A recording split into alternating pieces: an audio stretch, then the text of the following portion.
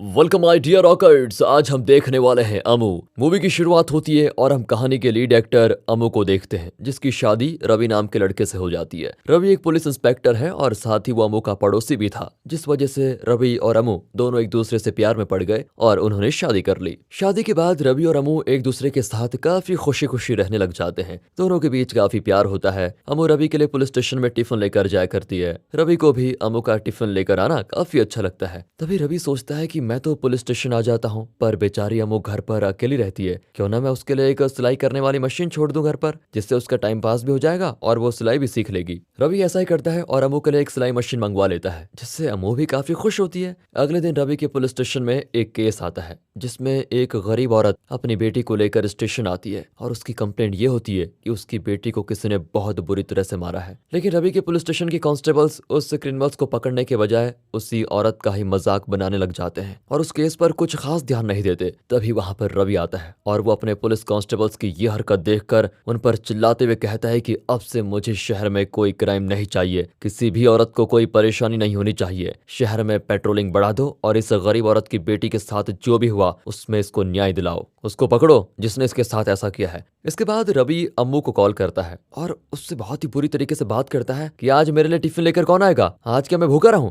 अम्मू बोलती है देखिए आज मुझे टिफिन लाने में थोड़ा टाइम लग जाएगा, मैं अभी लेकर आती हूँ। जिसके बाद तो रवि इस बात से बहुत गुस्सा होकर अम्मू का कॉल ही कट कर देता है। अब अम्मू बेचारी जल्दी जल्दी रवि के लिए टिफिन पैक करती है और सीधे पुलिस स्टेशन पहुंच जाती है। अम्मू रवि को खाना सर्व भी करती है, लेकिन रवि खाने से इनकार कर देता है और अम्मू से बोलता है कि मुझे माफ कर दो, मैंने तुम्हें परेशान किया, तुम्हें बहुत कष्ट हुआ होगा ना, मेरे लिए खाना लेकर आना। अब अम्मू भी बोलती है कि देखिए मुझसे गलती हो गई, आप प्लीज खाना खा लो। लेकिन रवि खाना नहीं खाता। थोड़ा इंतजार करने के बाद अम्मू खाना लेकर घर चली जाती है। रात को अम्मू रवि के लिए बहुत प्यार से खाना बनाती है और उसे सर्व भी करती है, लेकिन रवि खाना खाने से फिर इनकार कर देता है और अम्मू से कहता है कि ये खाना तुम ही खा लो और चुपचाप सो जाओ। अम्मू को कुछ भी समझ में नहीं आता कि अचानक से रवि मेरे साथ ऐसा व्यवहार क्यों कर रहा है। अगले दिन रवि और उसके साथ काम कर रहे पुलिस कांस्टेबल्स की एक छोटी सी पार्टी होती है, जिसमें सभी पुलिस कांस्टेबल्स अपनी अपनी वाइफ के साथ मौजूद होते हैं। रवि भी अम्मू के साथ वहाँ पर होता है। रवि के साथ काम कर रहा पुलिस कांस्टेबल अम्मू की काफी तारीफ करते हुए कहता है कि रवि सर आप बहुत लकी हो जो आपको अम्मू जैसी वाइफ मिली है,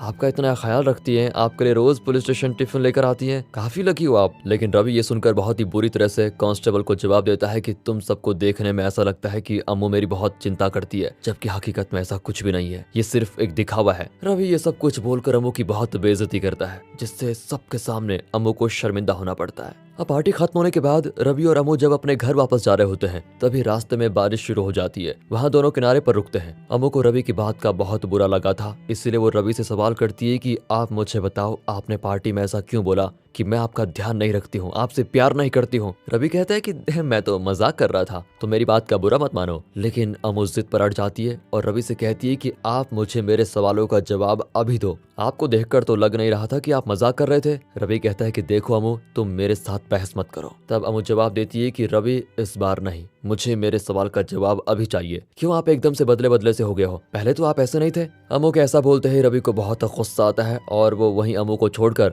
अपनी बाइक लेकर घर आ जाता है। बेचारी अम्मू को कुछ समझ में नहीं आता कि मेरे से क्या गलती हो गई जो ये इस तरह से बिहेव कर रहे हैं। वो जैसे तैसे करके अपने घर पहुंचती है, देखती है कि रवि खाना खा रहा है। रवि जब अम्मू को देखता है तो कहता है शायद अब तुम्हें समझ में आ गया होगा कि मुझसे सवाल जवाब करने का अंजाम क्या होता है, अगर आगे भी ऐसा किया तो ऐसे ही रास्ते में छोड़ दूंगा। अम्मू कहती है कि अगर आज के बाद आपने मुझे कभी भी बीच सड़क पर अकेला छोड़ा तो मैं दोबारा घर लौटकर कभी नहीं आऊंगी। इस बात से रवि को और गुस्सा आता है और वो अपने खाने की प्लेट को सीधे अम्मू के ऊपर ही फेंक देता है। लेकिन अचानक फिर से रवि के बिहेवियर में चेंजेस हो जाते हैं और वो अम्मू से कहता है तुम मुझे छोड़कर जाने की बात कैसे कर सकती हो, मैं तुम्हारे बिना नहीं जी सकता। अम्मू को भी समझ में नहीं आता कि अचानक इसका बिहेवियर कभी पॉजिटिव तो कभी नेगेटिव क्यों हो रहा है। वो कभी गुस्सा करता है तो कभी प्यार करता है। अब अगले दिन अम्मू के माता पिता अम्मू से मिलने के लिए उसके घर पर आते हैं। रवि अम्मू के पिता को कुछ पैसे देता है जो उन्होंने अम्मू की शादी में खर्च किए थे। अम्मू के पिता ये देखकर काफी इमोशनल हो जाते हैं। इसी बीच अम्मू अपने माँ के गले लगकर रोने लगती है और उनसे कहती है माँ आपने मेरी शादी इतनी जल्दी क्यों कर दी, आप लोगों को क्या मेरी चिंता नहीं होती कि मैं कैसी हूँ,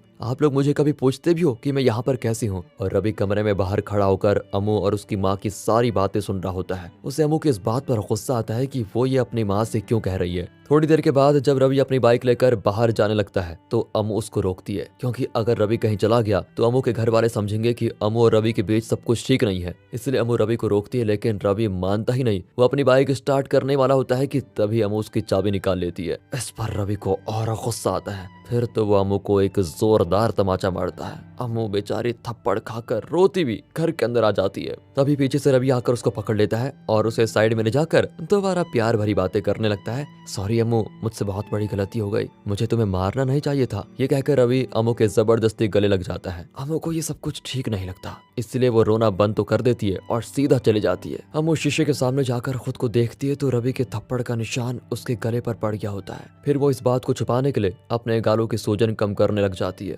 थोड़ी देर के बाद रवि, अम्मू और अम्मू के माँ बाप एक मंदिर दर्शन करने के लिए आते हैं और वहाँ अम्मू और उसकी माँ जब अकेले होते हैं तब अम्मू से रहा नहीं जाता और वो अपनी माँ से बोल देती है कि माँ, रवि मुझे बहुत मारता है, उल्टा सीधा बोलता है कि तुमने ऐसा कर दिया वैसा कर दिया। उसकी माँ उल्टा उसे बोलती है कि तुमने ऐसा क्या कर दिया जो दामाद जी इतना गुस्सा हो गए। अम्मू बोलती है कि माँ, आपको ऐसा लगता है कि मैंने कुछ गलती की होगी और तभी रवि ने मुझे मारा, आप रवि को जाकर क्यों कुछ नहीं बोलती। अम्मू की माँ उसे समझाने की कोशिश करती है कि देखो बेटा, तुम दुनिया की पहली औरत नहीं हो जिसके साथ ऐसा हुआ है। तुम्हारे भी पिता ने मुझे मारा था, तब भी मैंने अपनी माँ से यही सवाल किया था, तो मेरी माँ ने भी मुझे यही कहा था। आदमियों को बहुत टेंशन होती है तो आदमी अपना गुस्सा आखिर कहाँ निकाले, घर पर अपनी बीवी पर ही तो निकालते हैं। तुम इस बात की ज्यादा चिंता मत करो, बाकी तुम देख लो कि तुम्हें क्या करना है। अम्मू को अपनी माँ से बहुत उम्मीदें थी, लेकिन माँ की बात सुनकर वो और निराश हो जाती है। अगले दिन रवि पुलिस स्टेशन जाने के लिए तैयार होता है, तभी उसके शर्ट का एक बटन टूट जाता है। रवि फिर अम्मू से उस टूटे हुए बटन को शर्ट में लगाने के लिए बोलता है। अम्मू शर्ट के बटन को लगा ही लेती है, साथ ही साथ वो रवि के लिए खाना भी बना रही होती है। अम्मू रवि से कहती है कि सब्जी जले ना, इसलिए आप उसको थोड़ा हिलाते रहिए, तब तक मैं आपकी शर्ट का बटन लगा देती हूँ। रवि अपने हाथ में रखी फाइल को गैस के पास रखकर सब्जी चलाने लग जाता है। फाइल गैस के नजदीक होने की वजह से उसमें आग लग जाती है, जिसके बाद तो रवि अब अम्मू से बोलता है कि ये सब कुछ तुम्हारी वजह से हुआ है, तुम कोई भी काम ठीक से नहीं कर पाती। इसके बाद तो रवि अपनी बेल्ट खोलकर अम्मू को खूब पीटता है और उससे कहता है कि तुम मेरे घर से निकल जाओ। ये कहने के बाद वो रवि सीधे पुलिस स्टेशन जाता है। रवि के जाने के बाद अम्मू अपना सारा सामान लेकर बस स्टैंड पर चली जाती है। जिस जगह पर वो बैठी होती है उस जगह पर एक भिखारी भी होता है। वो अम्मू को देखता है और उसको देखते ही भिखारी अम्मू की सारी परेशानी समझ जाता है। वो अम्मू से कहता है कि तुम किसी से डर कर क्यों जी रही हो, तुम अपने पैर पर खड़ी हो जाओ और एक नए जीवन की शुरुआत करो। लेकिन भिखारी के समझाने के बाद भी अम्मू उसकी बात नहीं मानती। उसे अब भी ऐसा ही लग रहा होता है कि सारी गलती उसी की है, खुद की है उसकी, इसलिए रवि ने उसको मारा। इसके बाद अम्मू अपना सारा सामान लेकर रवि के घर वापस आ जाती है, क्योंकि उसकी हिम्मत नहीं होती कि वो कहीं चले जाए। रात में रवि पुलिस स्टेशन से अपने घर वापस आता है तो अम्मू अपने सामान के साथ घर के बाहर ही बैठी होती है। रवि अम्मू से कहता है कि क्या तुम मुझे छोड़कर जाने वाली थी। अम्मू बोलती है कि आपकी सुबह वाली हरकत के बाद मैं सच में जाने वाली थी, लेकिन मैं गई नहीं, क्योंकि मैं आपसे बहुत प्यार करती हूँ, आपसे दूर रहकर भी मैं जी नहीं सकती।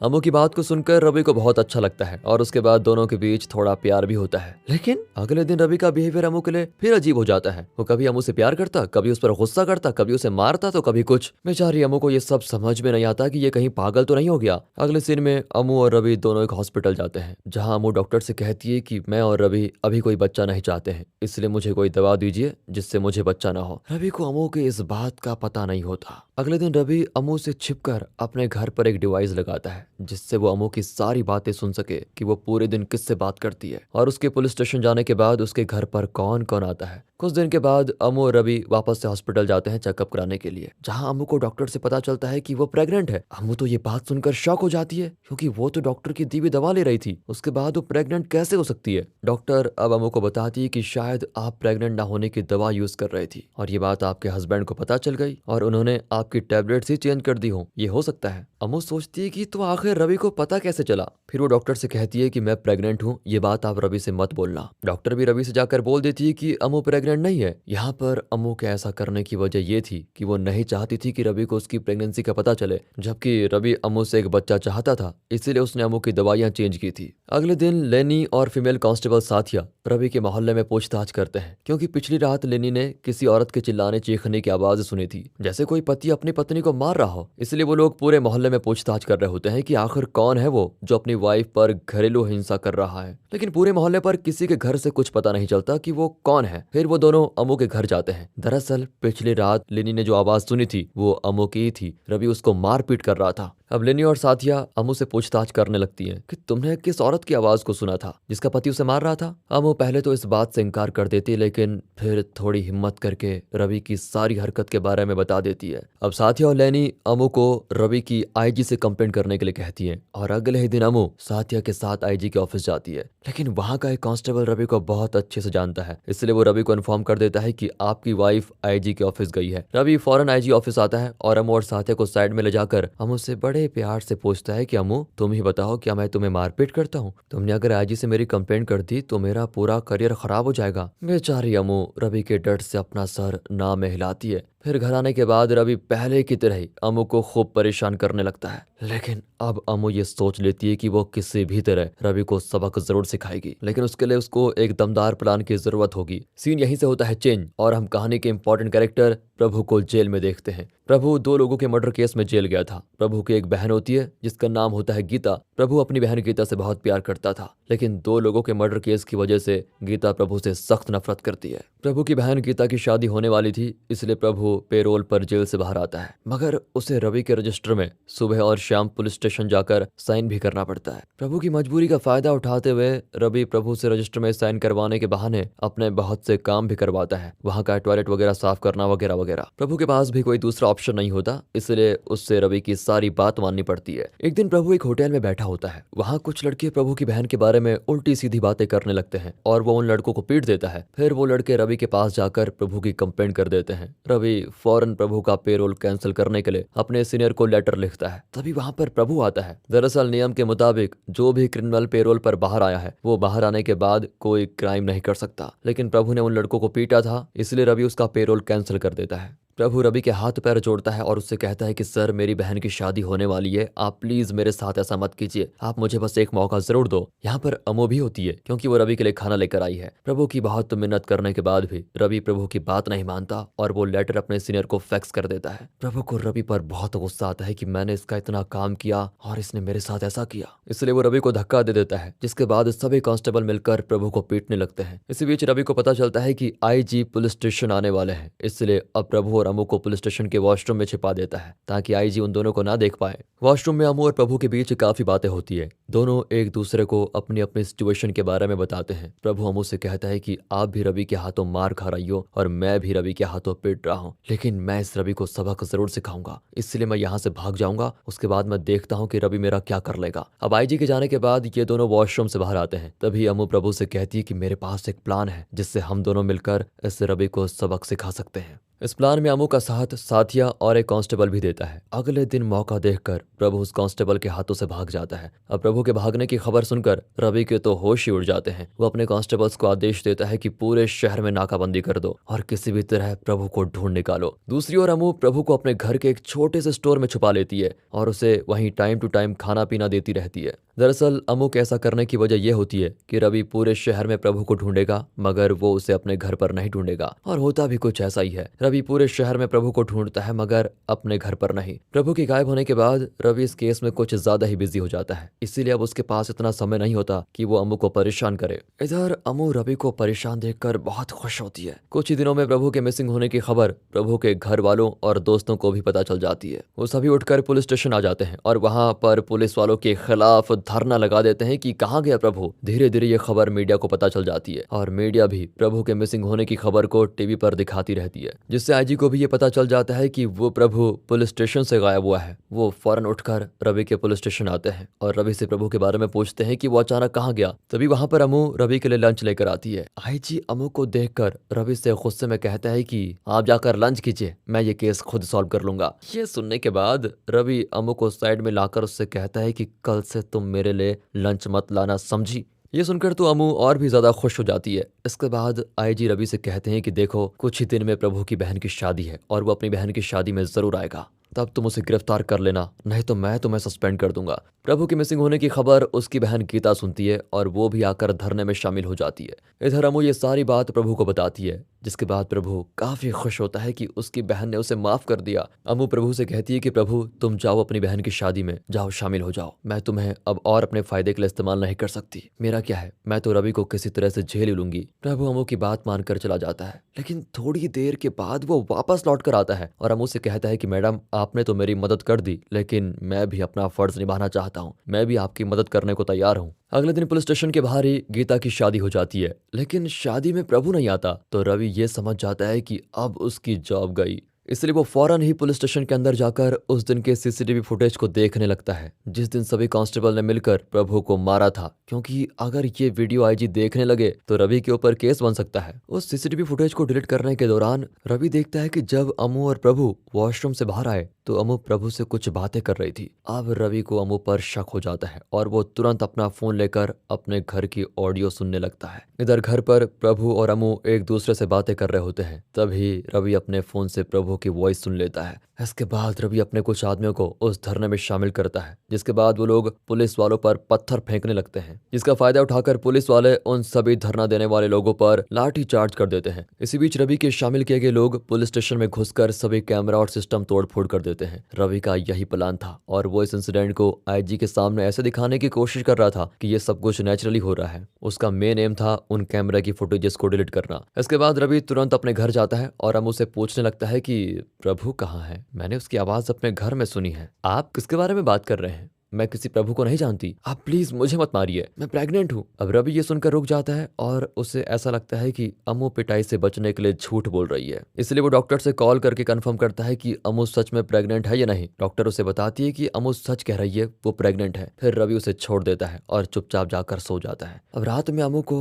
रवि की बात याद आती है कि आखिर उसे ये बात पता कैसे चली कि प्रभु हमारे घर में है। तभी रवि नींद से जाकर अपना फोन लेकर घर से बाहर की तरफ निकलता है और अपने घर की आज की टोटल रिकॉर्डिंग को सुनने लगता है। तभी अमू उसको बाहर जाते हुए देख लेती है। रवि के जाने के बाद अमू उस डिवाइस को ढूंढने लगती है जिससे रवि उनकी बातें सुन रहा था। अमू को वो डिवाइस मिल भी जाता है। इधर घर की रिकॉर्डिंग सुनने के बाद रवि को कंफर्म हो जाता है कि प्रभु उसी के घर में छिपा हुआ है और इन सब में अमू ने ही उसका साथ दिया था। अगली सुबह रवि का एक कांस्टेबल रवि को कॉल करता है और उसे प्रभु के एक वीडियो देखने को बोलता है। रवि तुरंत ही अपना फोन निकालकर प्रभु की वीडियो देखता है, जिसमें प्रभु एक्सेप्ट करता है कि रवि ने मुझे बहुत मारा, साथ ही वो अपनी पत्नी अमू को भी बहुत मारता है, रोज मारता है। प्रभु इस वीडियो में यह भी बोलता है कि जेल से भागने से लेकर रवि के घर में छुपने तक अमू ने ही मेरी मदद की और अब मैं जा रहा हूँ आईजी के पास सरेंडर होने के लिए। वीडियो देखने के बाद रवि अमू के पास जाता है। वो रवि से डरती नहीं और वो उसका सामना उसकी आंखों में आंख डालकर करती है। दोनों के बीच खूब बहस भी होती है। फाइनली अमू रवि से कहती है कि मुझे तुमसे डाइवोर्स चाहिए, मैं तुम्हारे साथ अब और नहीं रह सकती।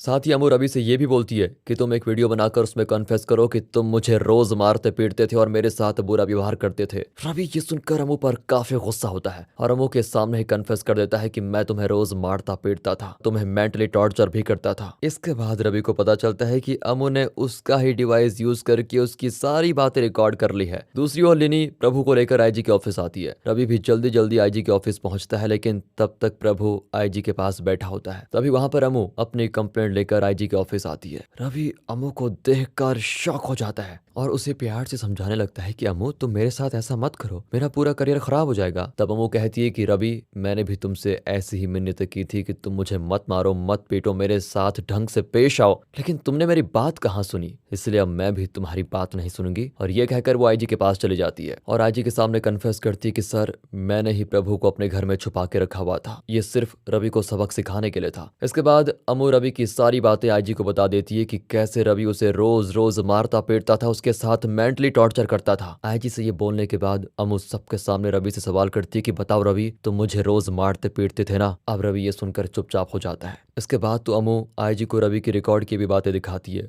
वही रिकॉर्डिंग सुनने के बाद रवि की सच्चाई सबके सामने आती है। रवि को जेल भेज दिया जाता है और उससे उसकी पुलिस की नौकरी भी ले ली जाती है। प्रभु को भी अरेस्ट कर लिया जाता है। मूवी के आखिर सीन में हम अमू को उसी बस स्टैंड पर देखते हैं जहां उससे वो भिखारी मिला था जिसने उसे खुद के लिए लड़ने के लिए कहा था। अमू उस भिखारी के पास जाती है और उसे एक बिरयानी का पैकेट देती है। वो भिखारी बोलता है कि चलो देर से ही सही, आखिर तुम में खुद के लिए लड़ने की हिम्मत तो आ गई। और दोस्तों आप भी हिम्मत करके हमारे दूसरे चैनल मूवीज वेदर को सब्सक्राइब करें, सपोर्ट करें। वहां पर हम आपको लेटेस्ट रिव्यूज और फिल्मी अपडेट देते रहेंगे। मिलते हैं अगली वीडियो में, तब तक के लिए गुड बाय, ख्याल रखिए अपना। Thanks for watching.